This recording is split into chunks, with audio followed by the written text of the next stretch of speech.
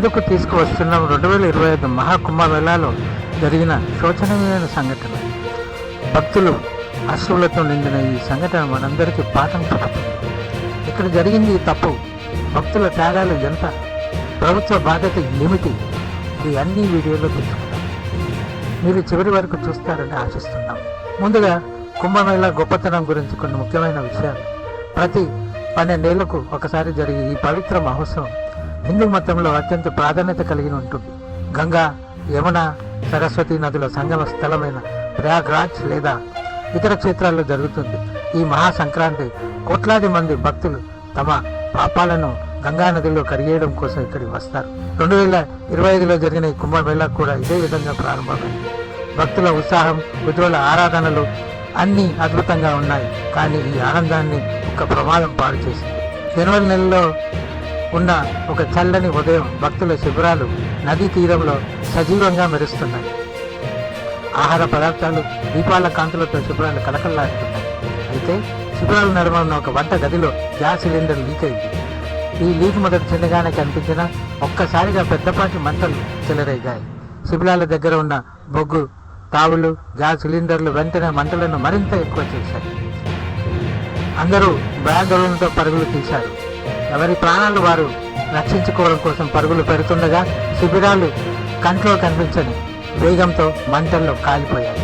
ఈ ప్రమాదంలో భక్తుల పరిస్థితి వర్ణనాతీతం. ఒకవైపు భక్తులు నది తీరానికి పారిపోయే ప్రయత్నం, మరోవైపు శిబిరాల లోపల ఇరుక్కుపోయిన వారు తట్టుకోలేని గమనంలో ఉండిపోయారు. పరుగు తీయడం, అరవడం, దుప్పటి కప్పుకోవడం ఎవరి శక్తికి తోచినంత వాళ్ళు చేశారు. కానీ పెద్ద సంఖ్యలో ప్రాణ నష్టం జరిగింది. కనీసం 50 మంది అక్కడికక్కడికి ప్రాణాలు కోల్పోయారు. 100 మందికి పైగా తీవ్ర గాయాలతో ఆసుపత్రిలో చేరారు. పాపం కొందరి గాయాలు జీవితాంతం మిగిలిపోయేలా అయ్యాయి. ప్రమాదం జరిగిన వెంటనే అగ్నిమాపక సిబ్బంది, పోలీసు దళాలు రంగంలోకి దిగాయి. తీవ్రంగా ఆగ్నేయ చిత్రానికి సాయం చేస్తూ గంటల తరబడి కష్టపడి మంటలను అదుపు చేశారు. స్థానిక జనాలు కూడా భక్తులకు బయటకు రప్పించేందుకు ప్రయత్నించారు. ఆశ్చర్యంగా కొన్ని శిబిరాల్లో చిన్నారులు, వృద్ధులు ఇరుకుపోయినట్లు సమాచారం. వాటిని రక్షించేందుకు సమయానికి రక్షణ సిబ్బంది వెళ్ళినప్పుడు క్షణాల ఆలస్యం విలువైన ప్రాణాలను కోల్పోయింది. మరి అసలు ఈ ప్రమాదానికి బాధ్యులు ఎవరు? ఈ ప్రశ్న అందరూ అడుగుతున్నారు. గ్యాస్ సిలిండర్ల భద్రతా ప్రమాణాలు పాటించకపోవడం ఒక కారణం కావచ్చు. భారీ సంఖ్యలో భక్తులు గుమికూడినప్పుడు భద్రతా చర్యల ప్రాముఖ్యత తగ్గిపోయిందా? శిబిరాల దగ్గర అగ్నిమాపక పరికరాలు సమర్థంగా లేకపోవడం వల్ల మంటలు అదుపులోకి రాలేదా? మరి ఈ సంఘటనలకి సమాధానం ఎవరు చెప్తారు? ప్రమాదం తర్వాత ప్రభుత్వం స్పందించింది. బాధిత కుటుంబాలకు పరిహారం ప్రకటించారు. సిబ్బందిని సస్పెండ్ చేసి విచారణకు ఆదేశించారు.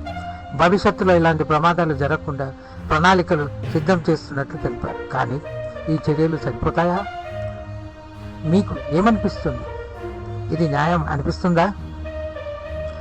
మరొక్కసారి మనకు తేటతెల్లం కావాల్సిన విషయం ఏంటంటే, ఇలాంటి సందర్భాల్లో భద్రతా చర్యలు అత్యంత కీలకం.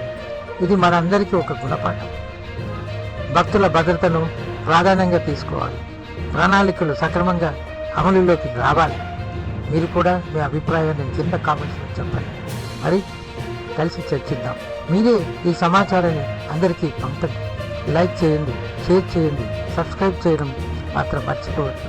మరి మరో సమాచారం కోసం తదుపరి వీడియోలో కలుద్దాం. జై హింద్.